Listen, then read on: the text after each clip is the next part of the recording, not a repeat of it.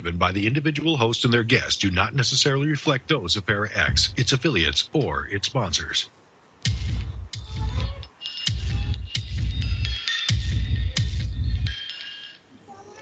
Supernatural, metaphysical, paranormal. You know, all those things you've been wondering about?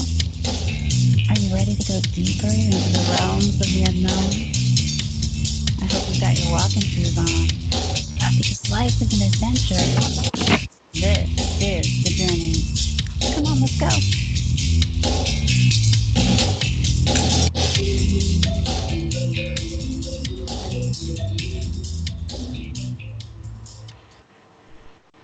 Hello and welcome to the show, everyone. It's Wednesday night, and this is the Journey Radio Show. I'm Jen Cruz, your host tonight, and of course, we're going to be showing up as the She-Squatchers, because we're going to be talking about our favorite topic, which is Bigfoot, of course. And my trusty teammate Jenna is not here yet.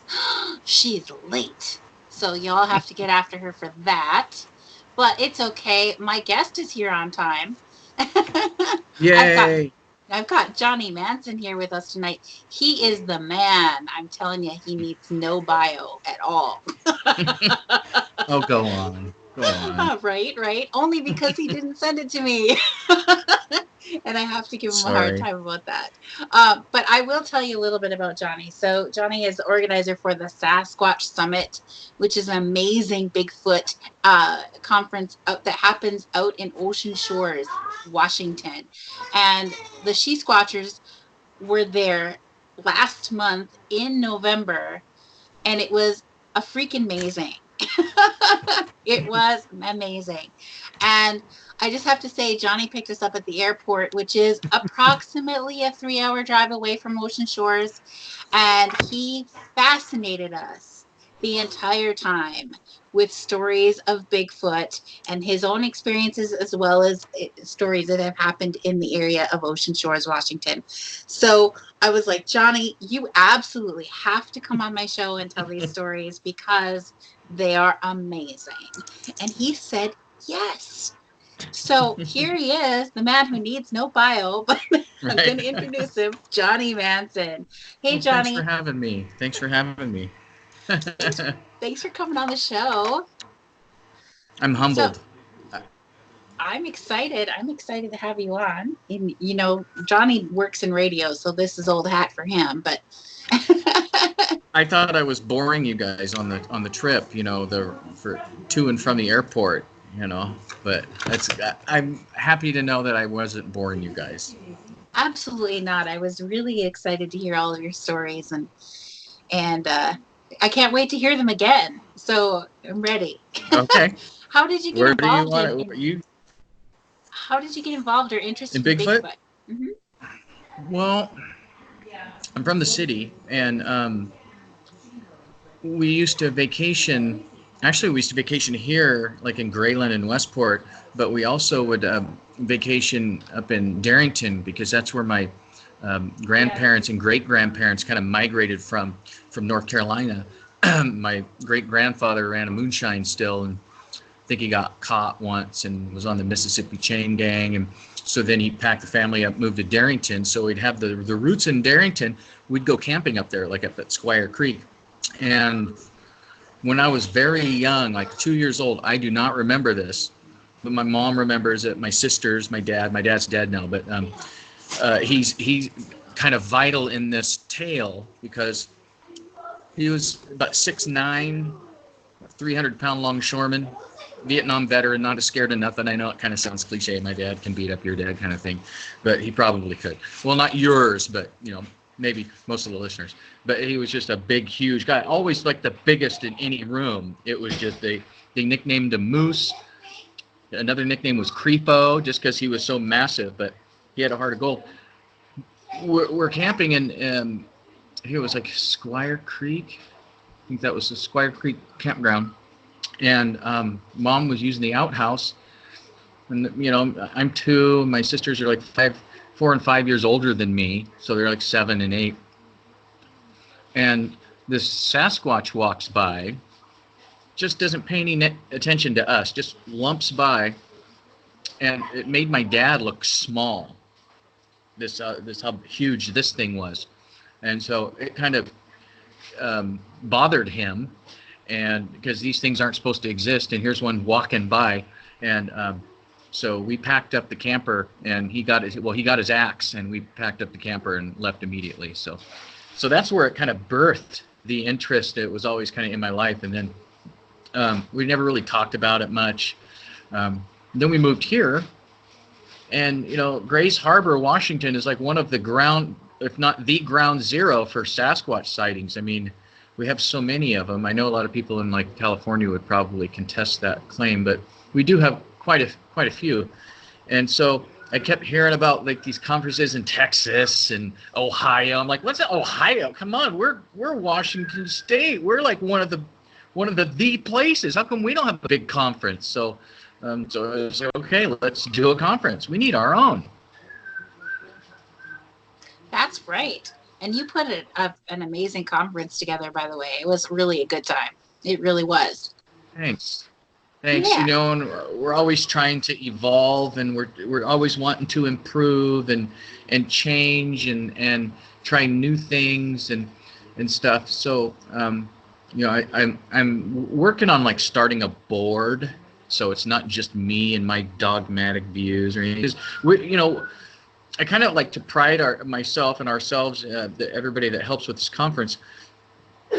Back when we started, like in about 2013, conferences from that I was aware of were pretty kind of a single kind of themed. It was like all science or all woo, and I'm like, well, I want to represent all sorts of views, and I don't want to just book these people. I want to book these people, and then these people too, and mix it up and just let the guests decide and accept what they want, or pursue any rabbit holes that they want to pursue. And now it seems more commonplace. I remember just about every speaker my first year doing this, they would look at the lineup and go, oh wow, you really have quite the diverse lineup here. And it was almost like, are you sure these people are going to show up, because we're going to be here? And so I don't know if it was more bridging the gap or trying to offer what's not being offered, but I just kind of take pride in being at least not, if not the first, one of the first conferences that did that kind of offered everything instead of just the single kind of view at each conference, if that makes sense. It makes sense to me, totally, absolutely. Okay. And I think it should be that way. Everybody should have a representation there, because the people who attend the conferences definitely are among different categories of belief systems, or maybe they haven't made up their mind yet, and they want to be exposed to all of those things. Right. Exactly. So you had this experience as a kid. As an adult, what made you get into it? Well, okay, I got to tell you, I would always like read different experiences, like the BFR website, and or just talk to people that have had experiences. I worked at Twin Harbor State Park when I first moved to this area, and Verlin Harrington was the shop kind of chief. He was the mechanic. And he used to be a sheriff's deputy. I didn't know this at the time. I didn't know anything about, because I'm like 19 and, party, yeah, woohoo. But he apparently had a really compelling Bigfoot experience and interaction here in the 70s, I think, late 60s, early 70s, with the Grays Harbor Sheriff's Department when he was a deputy. And I remember him telling me, I saw one of them things once, and I'm like, oh, whatever, girls, booze, woo, So, oh man, what was the question again? I kind of just drifted off there. As an adult, how did you get started with the Bigfoot? Okay, yeah. So I've been working out in the woods a lot, and I wanted to be a park ranger at one point, that kind of didn't happen. But I put on this conference, right? The first one. And all these groups that I booked are like, hey, you know, you want to go out with us? Sure. Want to go out with us? Sure. Want to go? So I've been out with, you know, quite a few research groups. And at one point I went to SOA with Dr. Matthew Johnson, who's pretty well known because of his Oregon experience at the Oregon Caves with his family. And he and I became pretty close. And the first time I went down with him, I was real skeptical. And I know a lot of people are still skeptical. I mean, I don't know anything about what he's doing now, but the first time I went down there, he wasn't sure they were going to be there because it had snowed and he hadn't been down there so close to a snow. So I was like going, okay, yeah, right. Now you're not sure they're going to be there, right? Okay. So I went down there with him, and it was just he and I for 5 days on top of a mountain, and it wasn't really easy to get to. People had been trying to find his spot for a long time, but he kind of adds fuel to that fire himself, but won't go there. But that first night, it's freezing cold, and it's like 22 degrees. And I'm just about standing in the fire, just kind of questioning why I'm even there. I'm like, just gosh, it's so cold here, and I'm outside of my element. You know, what am I doing with my life? Oh my gosh, I just need to go back home. And then out of the blue, a rock hits his truck, just skips off the top. Now, this area, for one, is just eerily quiet. Like no birds, no nothing really. I've never heard that silent of silence before in my life, just when we first got there. But anyway, you know, it's dark, a rock hits the truck, and there's just like nobody there. And I'm looking at him, he's playing on his phone. I'm just like, did you just not hear that? A rock just hit your truck. There's nobody here. And if there was, we would have heard them, because you know, you can hear a motorcycle going by 5 miles down the road on the highway. And he just looks at his phone, looks up at me, and he's like, they're here. And I'm just trying not to go into a panic, because you would feel the vibrations of them running around you, like, you know, like when a big log truck drives by and you feel that. Well, you would feel that up on this mountain, just running. You know, it's hard to explain. Just vibrations of running footsteps stomping around you. And you know what it's not. You know a human can't do what is happening to the ground right now. You know a bear can't do what's going on right now, especially when you start hearing them whisper and murmur and things like that. So it's time for bed. And I'm pretty kind of freaked out, because just everything I was hearing and everything that was going on. But we didn't sleep out in tents. We slept outside on cots in 22-degree weather. It was pretty miserable, but that first night I couldn't get any sleep because I was so kind of freaked out about everything that was happening, and plus it was so cold, just unbearably cold. So I'm just laying there, and I'm hearing this little girl whispering all night. Little girl whispering. And I'm like, okay, I know I'm not dreaming, and I know he's not doing this, because he's sleeping right there. Plus, you know, I don't think he knows any you know, little girls, and you know, why would they be up here in, you know, on the side of a mountain in 22-degree weather whispering right next to my cot?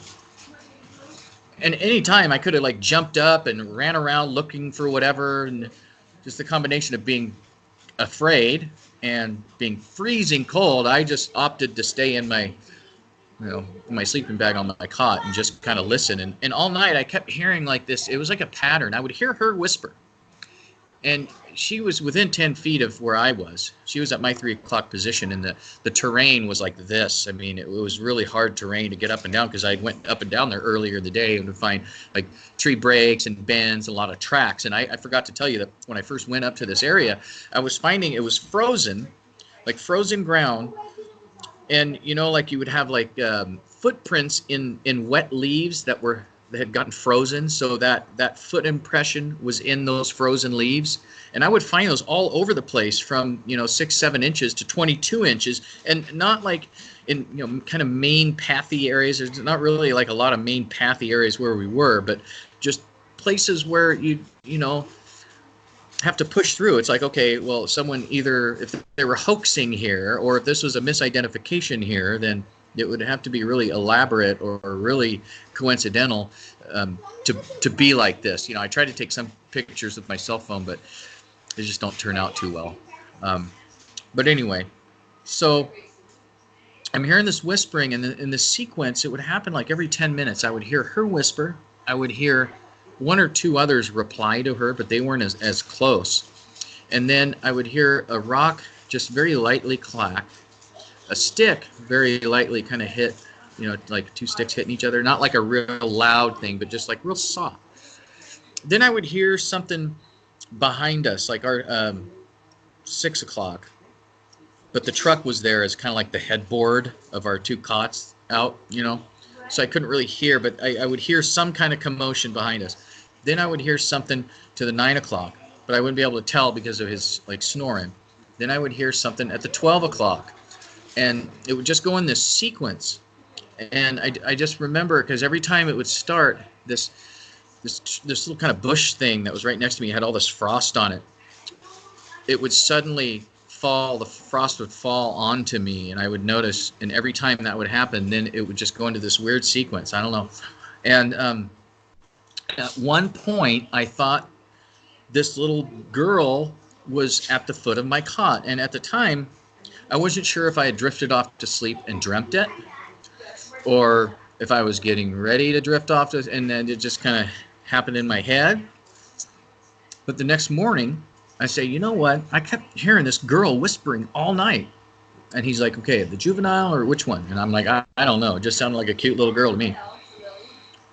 And I sent you some audio of this conversation. It actually has her at the foot of my cot saying something that kind of jogged me out of my slumber, because I was almost asleep. And you'll hear the conversation of me having, hey, I kept hearing the girl, and at one point I thought she was at the foot of my cot, and I wouldn't look because I was freaked out, and blah, blah, blah, blah.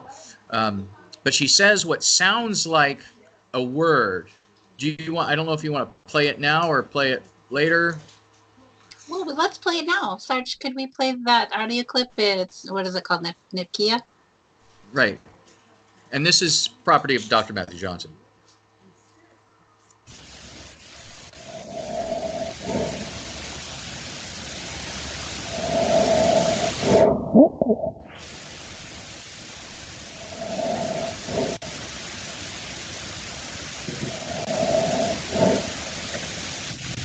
This kid kept waking me up. I'd drift off, and then I would hear the kid. You hear the female juvenile talk? Is that what you're saying? It sounded like a toddler to me, but maybe it... No, it could have been the toddler. The toddler starting to get verbal, but that female juvenile, she's a chatty Cathy.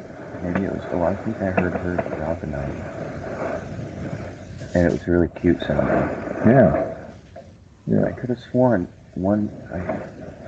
half the time I wouldn't look. I would just cover it up. Right. But at one point it sounded like she was at my feet, and she just said it was one syllable and kind of woke me up. Play it one more time here.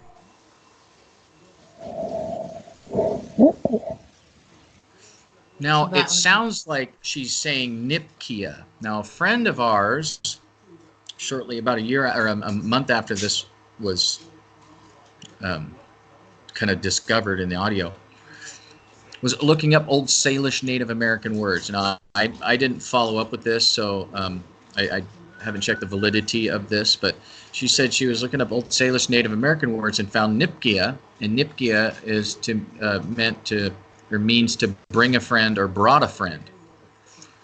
So my interpretation is, because he's been going to this area at the time like 8 to 10 years, they know this guy. You're like, oh, hey, look, he brought a friend. And he's been getting a lot of audio at this one location, and before it was kind of, the location was kind of discovered, outed, or whatever. So I don't know what is of the area anymore, because I understand he has a new area. But you can find more info on him. I think it's teamsquatchingusa.com. I appreciate him letting me use the audio that we got that night. And I eventually saw her on another trip. And it was pretty amazing. She was bigger than I thought. If it was her, I think it was her. And what's really weird about this is that this first experience that I had, this first trip, right? I felt like we were kind of like being used as instructional, like a teaching mechanism. That's just the feeling I got, the vibe. Like, you know, they knew that he was safe. So it's like they were using us and our presence there to teach her how to be around humans. Does that make sense?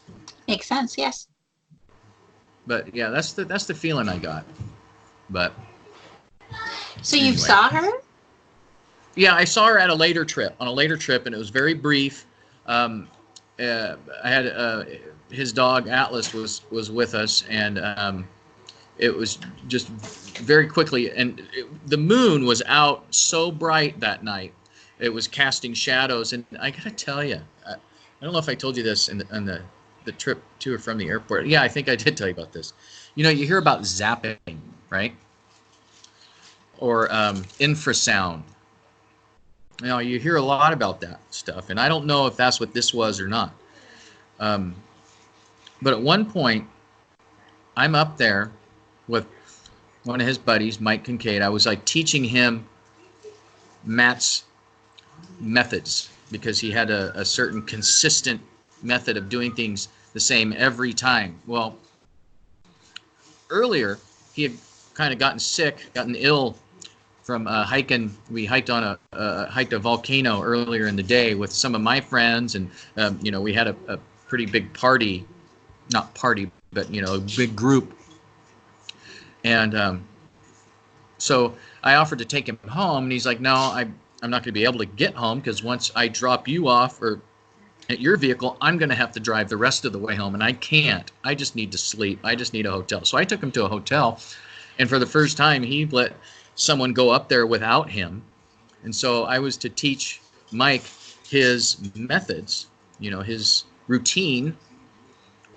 And at one point, I'm like, oh, okay, well, I'm going to play the music like he does, but I'm not going to walk so close to the perimeter of the base camp. That's just too much for me. No way. Not going to do it. Because I was freaked out, you know. Matt was like my security blanket, and he was gone, right? And I know what's up there. I know, you know, what's up there. And so I'm playing music. I'm playing the kind of music Matt plays. You know, you got to be consistent. I was real big on, okay, this is how he does it. This is how we're going to do it. We don't want to deviate off. This is his show. This is his show. And at one point, I get this euphoric feeling all over my body. I've never had this feeling before or since. But it was just that feeling you get when they sedate you for surgery, and right before you get knocked out, and you know, you get to count to 10, you're like by 6 you're done. It just felt like that all over my body. I mean, it felt really good. I wish I could feel like that all the time. And I wasn't like afraid. I was just I just felt like peace and love, and I just didn't care that I was walking up in the creepy dark places that I promised myself I wouldn't walk up to and be at with playing the music. So I've been thinking about this a lot, and I don't know, okay, did I bring that upon myself? Was it my own some kind of defense mechanism that made me do that to myself, which has never happened before or since? Or did they zap me? Did they know I was like freaking out and they were like trying to calm me down a little bit? So, you know, I don't know what it was, but it felt really good. And it was, they either zapped me or they didn't. But that happened too. That happened that same night. Not the first night, but the night that she ran across that road in the moonlight, and the dog started barking and stuff. And you know, at the time, Mike and myself, it was myself and then Mike and then his son, his younger son there. And we would kind of confirm with each other, okay, did you just hear something at the 2 o'clock position? Okay, what did you hear? Okay, you know, because you could really play mind games with yourself, you know. You hear something that's just a twig falling off a tree. Oh, that was a Bigfoot. You know, a squirrel running up a tree. Oh, there, that was a Bigfoot. But there were some things that weren't Bigfoot. I'm telling you, it's crazy, insanity. But you saw her walk across the road in the moonlight? Run very quickly. And it was like I was setting up the parabolic microphone because we were getting ready to go to sleep. And I have Atlas at my feet. And as I'm staring down, preparing stuff, she goes zip. And once she goes zip, I look up and Atlas at the same time starts barking. So anyway, yeah. But I didn't hear her. I mean, Atlas saw her, I saw her, but it was like nothing, no sound. It was bizarre. How big was she? You said she was bigger than you thought she was. Well, I thought she was going to be, you know, like 3 feet tall or something, but she was more like 4.5 feet tall. And I'm not really good at gauging heights or anything, but yeah, I'm kind of using my own daughter kind of to gauge that. But right. But yeah, she was tall. And, you know, it had been a while since from that first trip, from this trip, and I'd had other trips in between. You know, the moonlight trip wasn't like the second trip. I mean, I'd had a few between that, but so, I mean, I guess it leaves room for her to grow, and we don't really know how they grow, like their rate or anything, so I don't know. How old did you think, or did Matthew Johnson think, was there an estimate of how old she might have been? I don't remember. If I was to guess, yeah, probably 6. Probably like Daisy, my daughter. They're about the same age, you know. Yeah, maybe a little younger. He would have a way better, you know, recollection of that than me. I mean, I'm just a guy that just happened along, you know. So in our chat room, somebody's asking, what was the word he thought he heard the little girl say? Well, during the night, I didn't know we had a chat room going on. That's awesome. Throughout the night, it was just whispering. You know, I couldn't understand, but you could just hear whispering. Now the audio that we just played, and I've heard it over and over and over and over again. And other, you know, it sounded like Nipkeya, Nipkeeya. At least that's how I've been spelling it. But that's what it sounds like to me. Some people are like, oh, it sounds like a call. I'm like, how do you get a call out of that? Calls are like, wow, that wasn't a what? You know, but anyway.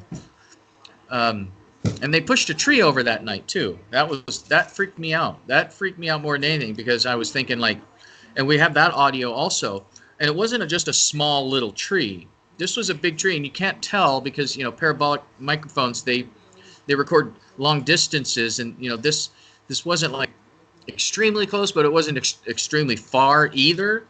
And they pushed that down probably around 3 a.m. And when I heard that, I was like, okay, we're so dead. This guy's not going to be able to save us. They've never seen a bald guy before. They think I'm some white devil, and they're going to come pull my intestines out and hang me by them. And but I kept my composure for the most part. But I don't know if you guys want to play that one too. That's awesome. Yeah, let's play it real quick. If we could search the tree falling.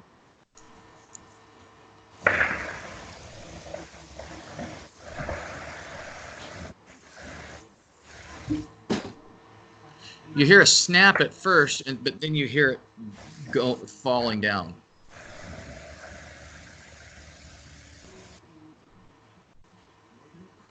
Was it cutting out for you? I'm not sure. Oh, okay. Yeah, Maybe it was we could cutting out for me. I don't know if it was me or what. Could we play it one more time, Sarge, please?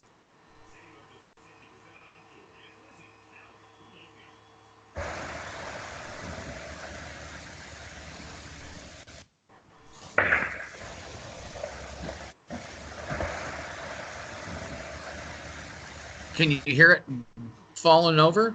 Yeah, I can hear it. I can hear it. Oh, okay. That's awesome. All right. Oh, so yeah, it was real awesome at the time. I'm like, ah! That's awesome. I want to hear all about your reaction to that when we come back from our break. We have to take a 2-minute break. Stay tuned, everybody. We'll be right back with Johnny Manson. All right, so we're at commercial break, but we're still recording video that's going to go up on YouTube. So you're doing good. Good. Thanks. Yeah. Thanks. I'm sorry I didn't tell you we had a chat room. Oh, that's cool. No, that's fun. That's fun. Now, can the chat hear us now, or are they hearing the commercial break? They're hearing the commercial break, but the video that we're recording will go up on YouTube. So that's all going to be on there. So, Okay. yeah. Yeah. Let's see if there's anything I can show to entertain people. No, not really. Oh, I should have brought Littlefoot. Littlefoot's out in the truck right now. I showed you Littlefoot, though. Yes, you did. Oh, okay.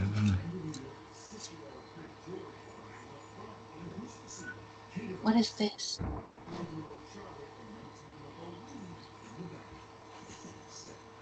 Mandalorian. Oh, Star it Wars. is. Mandalorian, It yeah. is. I'm like, what is that? Very cool. I love the man. Well, I love Baby Yoda. Yeah. Yeah, I think another episode just came out too, episode 7. But I haven't seen it It yet. came out at 2:00 in the morning here. I watched it this morning. Did you? Okay. I haven't seen it yet. No spoilers, though. I don't care. I think I watched it at 5 a.m., which was like 3 a.m. your time. It's the time I was getting up. Oh, did Sarge say something there? Yeah, we're on our countdown here. Oh, okay. Thanks, Sarge.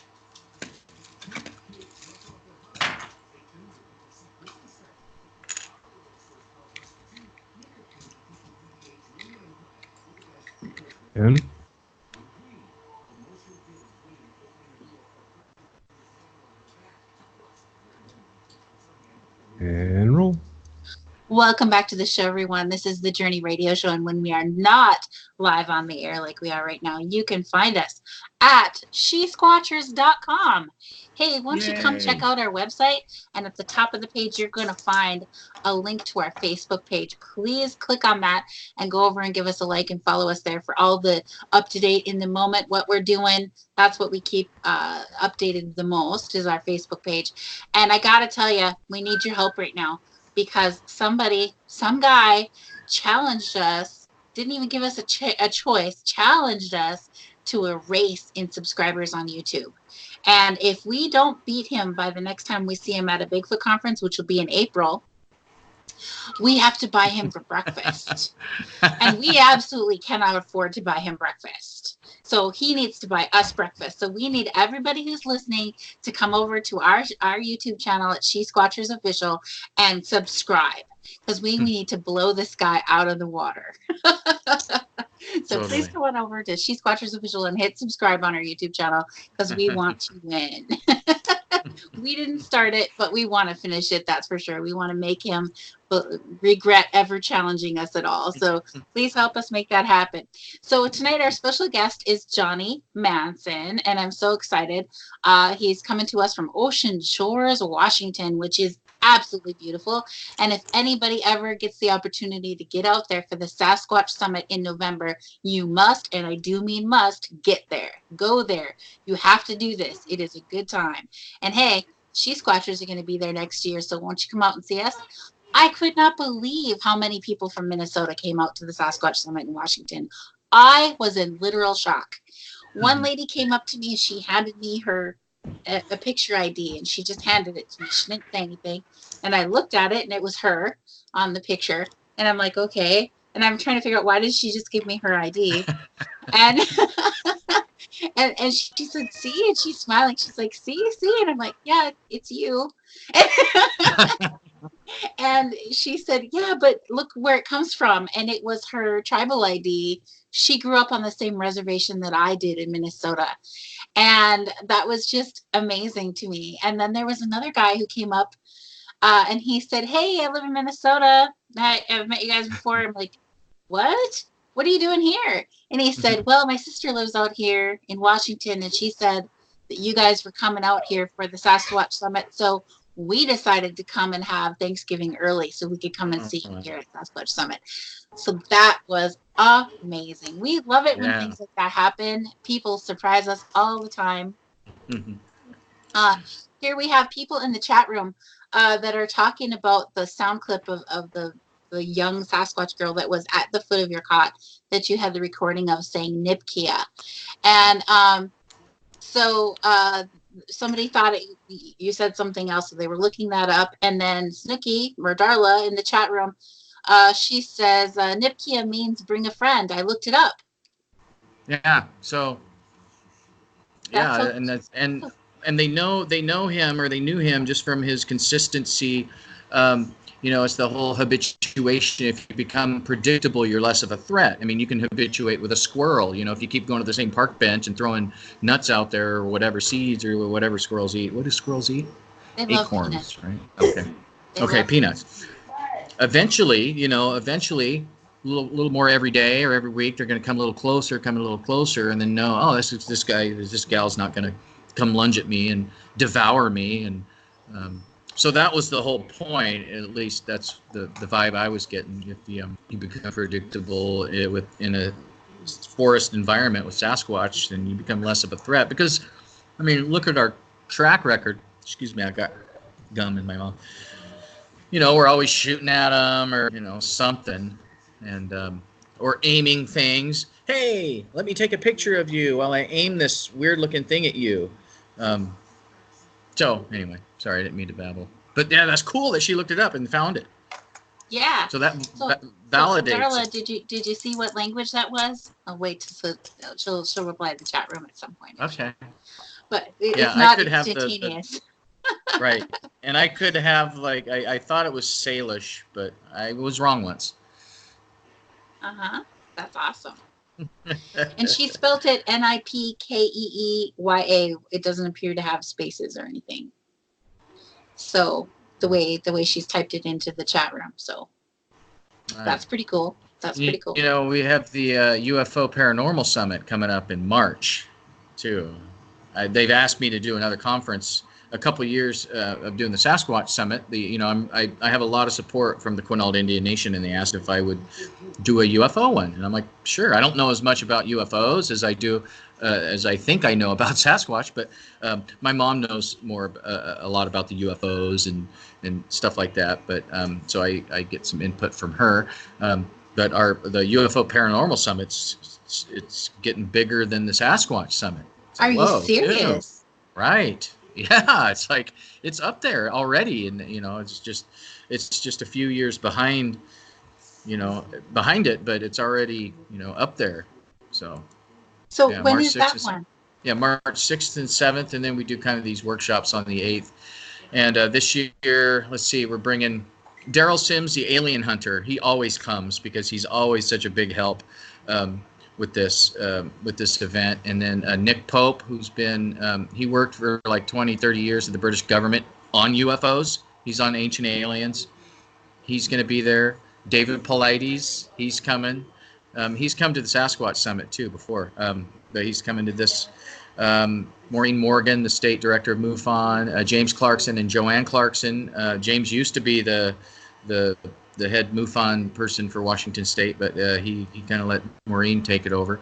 And but he's still a ufologist, and he wrote the June Crane story. He got to because June Crane used to live in Ocean Shores, and he used to be an Aberdeen police officer.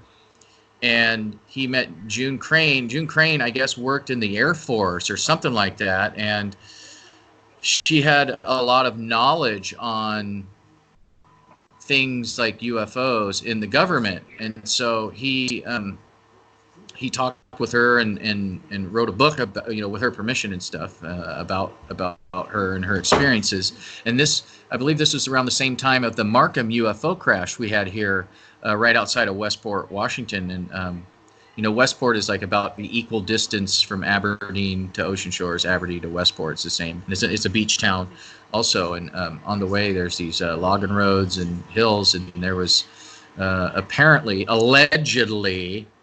a UFO crash there. And then the government or the military came and cleaned everything up.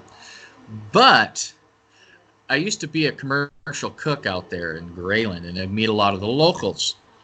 And one gentleman, he's passed on, unfortunately, Joe Timponi. He was one of the fishermen that was out on that river where this happened, and shared a lot of interesting information about the NDA he had to sign, and other people that were there fishing early that morning when this thing happened. And but anyway, James Clarkson wrote a book about that also, the Markham crash, and you can Google that on the interwebs and see all about it. So he's going to be there too. And I'm working on what's her name?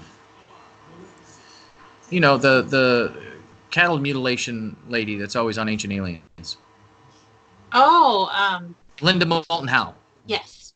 Yeah. Now I've talked to her already. Last time I talked to her, said she's going to be traveling during the time this is going to happen. But I'm gonna ask her again just to make sure, because plans change sometimes. Yes, they do. Like, hey, are you sure? Maybe your plans have changed and you're going to be available that day.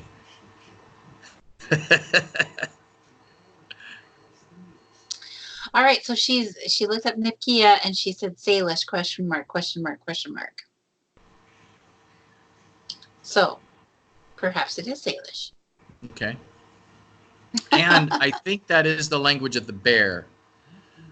And that, God, I have such a bad memory. It's all the drugs my mom did back in the 60s. Thanks a lot. No, I'm kidding. It's my understanding, and I was wrong once, that they understand all native tongues, right? Or at least the ones on the coast here, they understand all the different native tongues from all the tribes from like Vancouver down to California, but their own native language is the language of the bear. And I think that's Salish, but maybe someone in the chat can look that up. I'm getting this from the, I believe it's a 1924 Oregonian article that was, it was written by a Native American reporter who went up and down the coast talking to different tribes about Sasquatch, but he was also talking about the Mount, I think it was the Mount St. Helens Ape Canyon incident. And that's when I think it was gold prospectors or whatever, they shot at one earlier in the day, and then that night a bunch of Sasquatch came and started throwing boulders at their little shanty cabin all night, and they didn't like that. So when they came off the mountain, they told people what had happened, and they're like, okay, show us where this is. We'll go get him. Come on. They got a posse and everything.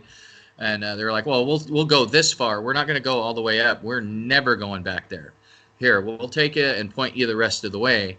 But so this reporter was interviewing different, tribal members of different tribes, and interviewed a Fred Pope, who is from Quinault, and his grandson is the elder that blesses the Sasquatch Summit every year here. That you got to see him on the Saturday morning when he came up, and they're Shakers, and but it's his grandfather that was in the newspaper, and apparently they steal their fish out of their nets, and they don't like that. They don't like having their fish stolen out of their nets, but apparently. I thought that was really remarkable, because this is a really old article interviewing someone that I have direct. I mean, they're really close friends of mine. They give me permission to go and camp on their family's land to just research, and they're like in this old article. Small world. That is a small world. That's amazing. That's amazing. That's good stuff. And it means a lot when a native elder gives you permission to camp on their land. That means a lot. Oh my gosh, yes. Oh my gosh. And you know what? They actually met with me on a Saturday. Me and the girls packed up the truck and they like led me there because they hadn't been there for a while and they just wanted to see it and stuff, and they kind of showed me around. I mean, it's just forest, but they're like, okay, the creek's right here, and Grandpa's place used to be right here, and he used to come down, and if he smelled them, that meant that they were at the river first, so he would just come back later because they got there first, and he shared, so they had dibs on it for the time, so he would just come back later. They mean a lot to me. They really do. So I'm not even sure I would say this right, but the person's name in the chat room, who thinks you are the king, Johnny, by the way, is Siatko. It's TSIATKO. You know who that is? I know who that is. Okay. Siatko, yeah. Okay. So that is the name the local tribe here calls Sasquatch. Oh, really? Yeah, if I'm not mistaken. So this person has put in the chat room that Chinook jargon was the main trade language for the coast, but it used numerous different words from many languages. Very good. Something new every day. Very good. Very good. Very good. Sietko knows his stuff. Their stuff. Their stuff. That's awesome. That's awesome. Actually, they should be on your show instead of me because they know way more than I do. Well, send me an email, would you? SheSquatchers@yahoo.com. And let's hook up. SheSquatchers@yahoo.com. Send me an email if you want to be on the show and tell me what you got to share with us, and we'll talk. We'll see what we got going on. What we can set up. And you were still going to hook me up with David Ellis because we were talking at the Sasquatch Summit, and he asked us to be part of his audio research, which was totally interesting. But people kept coming up to the booth and wanting to talk and take pictures. So we got totally interrupted. We never got to finish our conversation. So you're going to have to hook me up with his number or something so that we can talk and finish that conversation. Oh, yeah, definitely. Yeah, I will. Siatko says, haha, I'm pretty boring. No way. That's what Johnny says about himself, too. That person knows a lot. All right. All right. So what else do you want to talk about? Well, why don't you tell us about the stories of people seeing Bigfoot in their yard? Okay. Well, I don't know a whole lot. I mean, there's other people that know more than I do about all of this stuff. Okay. No. I know it's hard to believe. But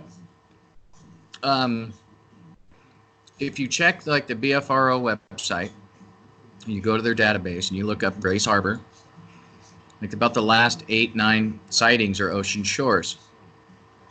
Now I'm real close to ocean shores, and that's where we put the summit on at.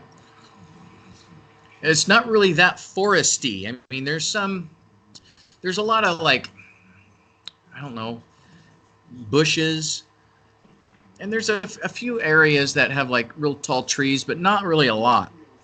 You don't get into the really heavy forest stuff until you get out of ocean shores. So it's kind of weird that these things happen there, but they're happening. And we have a lot of deer roaming around ocean shores to where you could like walk up to a deer and they'll just be like, what, you got some food? Okay, because if you don't, just get away. I mean, you can just literally walk up to a deer and just, they'll just be like, what you got? You got some food there? But they're seen like hanging out with these deers. Like they don't have a problem with each other. One guy was going off 109, which according to Derek Randalls of the Olympic Project has the highest reportings of Bigfoot sightings in the state, or it's the highway with the highest reportings. I'm trying to get the name changed to the Bigfoot Highway. I think when you look on a map, you should see the Bigfoot Highway. Let's go there. Let's go let's try that. Anyway, This guy is driving on 109 there, and he sees a deer run across the street. He's like, okay, well, they're usually in pairs, at least pairs, so I'm going to slow down so I don't hit the next deer that might be running by. And a Bigfoot runs out that's chasing that first deer. And he's like, whoa, that thing's not supposed to exist, and here it is. And he drew a picture of it, too, and a really, really good picture. And this guy was an older guy. And I could be wrong, but I think he's passed away now. But, I mean, these people that don't know about Sasquatch other than, you know, it's like Elvis or the Tooth Fairy are having these sightings, and then it changes their lives. They're just like, these things aren't supposed to exist. And I saw one. I didn't see a bear standing up. I didn't see a human in a costume. I saw a Sasquatch. The guy was, I think, getting dropped off by his neighbor, going up to his door, getting the key. Neighbors are honking the horn and pointing out the back, and he got a Bigfoot sleeping in his backyard.